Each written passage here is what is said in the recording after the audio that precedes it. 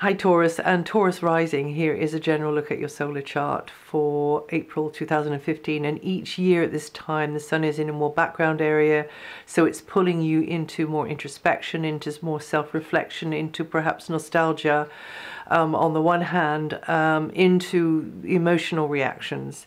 But on the other hand, it can be pulling you into activities and projects which you are preparing behind the scenes, something that you're working up to, something which is evolving perhaps, and also as this is an area of higher service, it would be a good thing if you were there for others in some way as a support, even though they aren't in the least aware or appreciating what you're doing for them, or what you're really doing for them. So it's no time to cling to ego, no matter what's going on for you, as if you do with the sun going through here until the 20th, you're likely to sort of get a kind of cosmic put down or a disappointment of some kind. Now there's a total lunar eclipse on the 4th. Last month we had a solar eclipse, this month we have a lunar eclipse, and this is time for you to or rather, here is a chance for you to set your intention for the following several months, it can be, to make improvements regarding anything to do with health, your own or somebody else's, or your work situation, your everyday tasks, your everyday routines. Maybe it is to do with fitness, you know, everyday routines. So the idea is to take a positive step in that direction, because then that eclipse energy will sort of take the wave of it forwards in time, and then will be a setting really that you've got going there. And this is an energy which will perhaps be felt more strongly by the cardinal signs, but if you happen to know you've got a planet or a personal point in a cardinal sign, then it will be then on that personal point or planet, the meaning of that and the placement of that, where you can be making this progress, because the eclipse itself is, in my mind, allowing for a gear change. It's not a negative or a positive energy, it's just an energy of you making a gear change.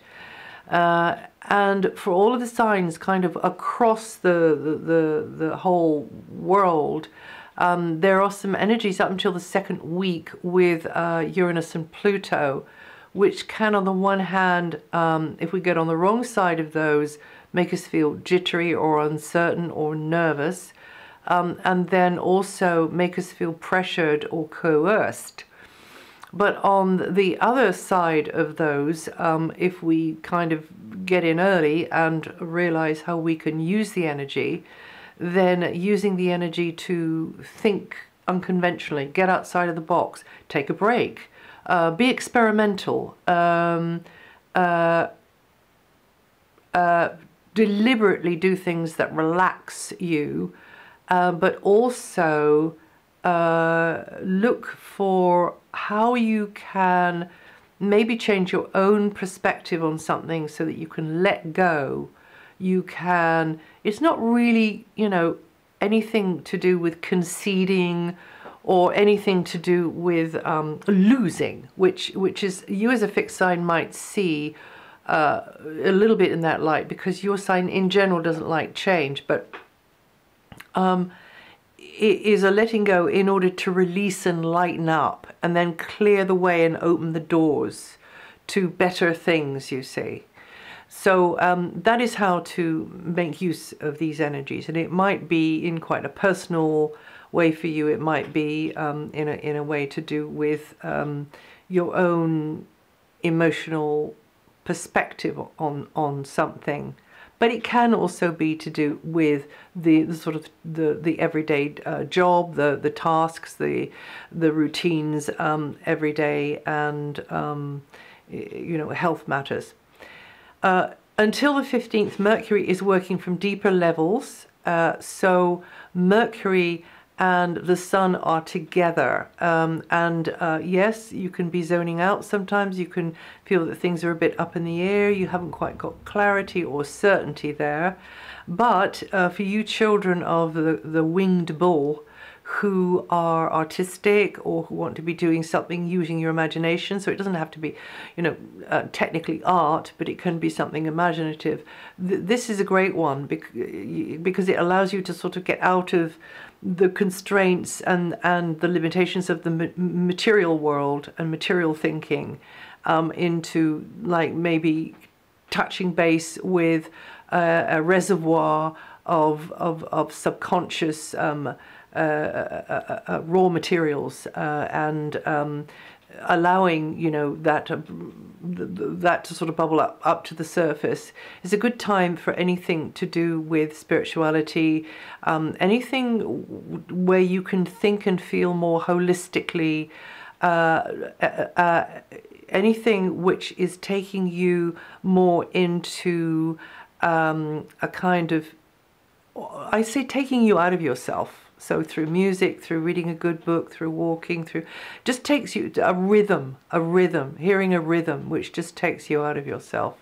And that would be a good thing there. Mercury does move, even though the sun stays in there to the 20th. Mercury moves into your sign. So that's when things start to get more mentally busy, and you've got a lot more coming at you, which you sort of got to deal with, even though you've got this other eye looking inwards with the sun still in that area there. But you're in information exchange. This is time for schedules, maybe itineraries, timetables, just information, learning, sharing information, etc. So engineer quiet spaces whenever you can for yourself. And then until the 12th, Venus, the planet of your ruling planet, actually, it's also potential material success and physical balance and emotional balance, is in your sign. And even though you're feeling like you want to be reaching out, or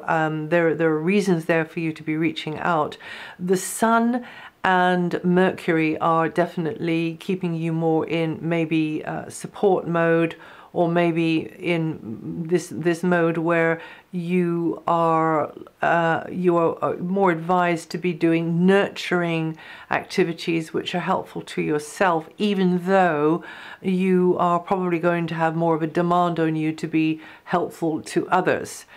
So Venus actually in your sign gives you this kind of allure. You know, Venus has this amazing knack of almost like deluging our auric field with a sort of glamour or a kind of attractiveness. So you won't be feeling introspective in some certain situations, particularly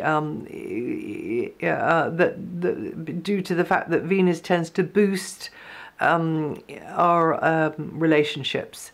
When she is in a good angle to our sun sign, well, Venus is going to be in your sign, so that's pretty good. Especially at the moment she goes over your natal sun.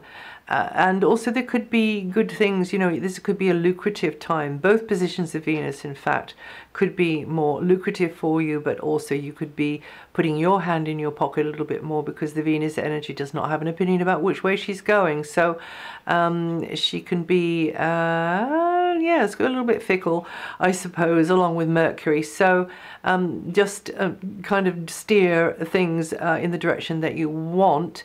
But this is a nice touch here with Venus tending to boost your morale. Time to have a bit of a makeover, do some retail therapy as well, work the energy.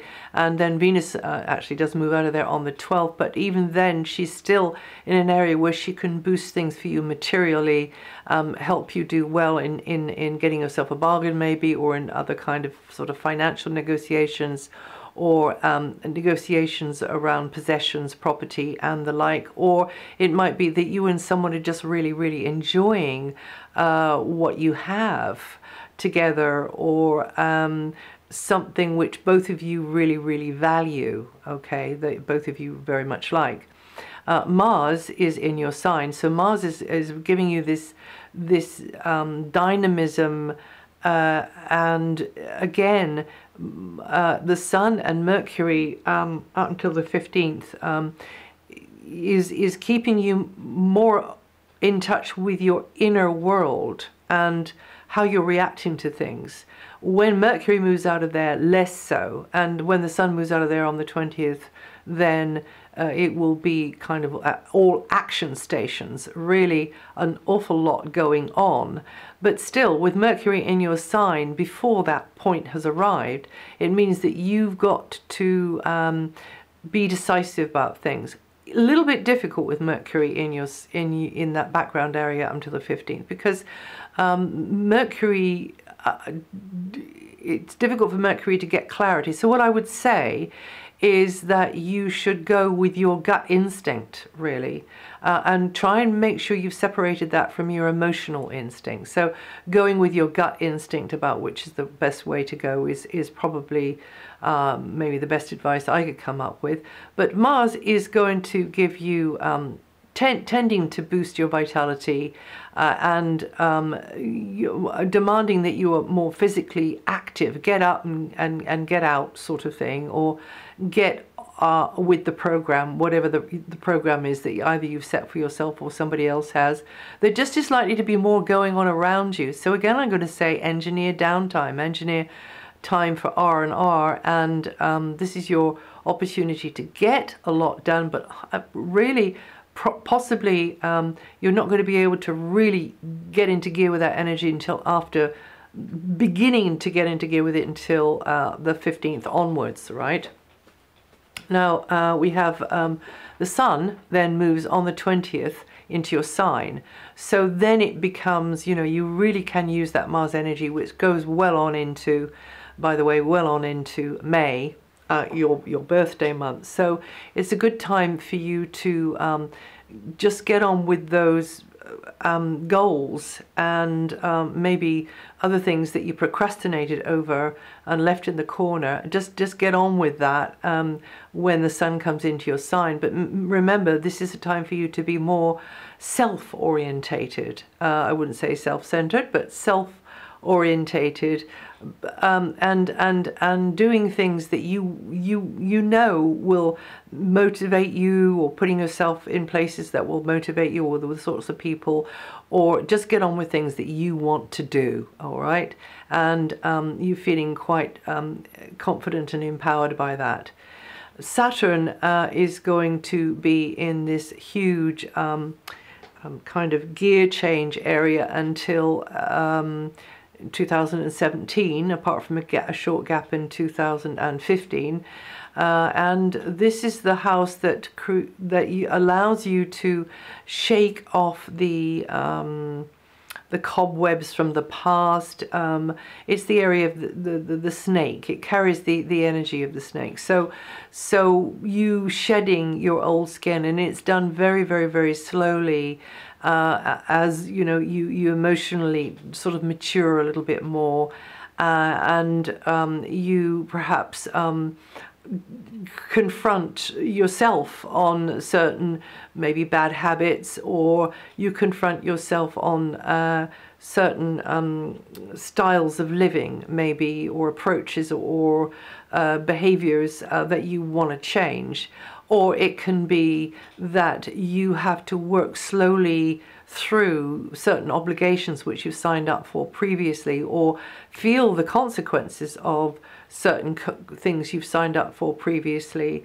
And the thing is, with this Saturn energy, one tends to want to honor these, but at the same time one tends to want to find a loophole, wants to find a way around as well. And you're altogether likely to be able to find a way which will help you change gears or transition, because you found a kind of, shall we say, a more you type thing that you want to be doing, or the person you want to be doing it with. This is the area of deeper emotional connections with others. You might feel as though there's a lack there. You don't have the support there that you used to have, whether that's an emotional one or indeed a material one, like they provided a resource for you. But gradually you will make this transition. You'll make this huge gear change, and that will be related to your financial setup, to do with property, to do with close relationships, to do with your relationship, your emotional sort of connection with yourself as well. And you Taurians born the 22nd to the 25th of April, or with 2 to 5 degrees rising, are to feel that energy the most. And then Jupiter is in a cycle right down at the root of your chart in the home area, so that is allowing you to expand through neighborhood connections, or through family relationships very much. And it might be extended family, so it might be a special sort of community that you can expand through. Also, it tends to help us to feel more inwardly balanced, so this will be a nice adjunct really to the position of Saturn, and helping you to feel, if you've been feeling cramped, if you've been feeling a bit dissatisfied with the setup where you're located, or indeed with family, then this Jupiter transit there until next August is really going to help you to get that sorted out. And you will, some of you will find that this is a good time for you to relocate altogether, or at least to be able to get access into a community or a location that you prefer, that you learn from, that helps you to feel more expansive, it helps you to feel more harmonious. And you Taurians born the 2nd to the 5th of May, or with 12 to 14 degrees rising, will feel this energy the most this forecast period. And just a thought about the 17th and the 18th. Don't spread yourself too thin there. Don't bite off more than you can chew, or indeed watch out that somebody else has promised more than they are able to deliver. So just be aware of that there. And that's it for April. If you like, you can read up on this on my website. It's what I've used here to speak to you is written up there, and also listen to your moon sign or your rising sign. That can be useful sometimes to give you more of a picture of things, and I'll see you the next time.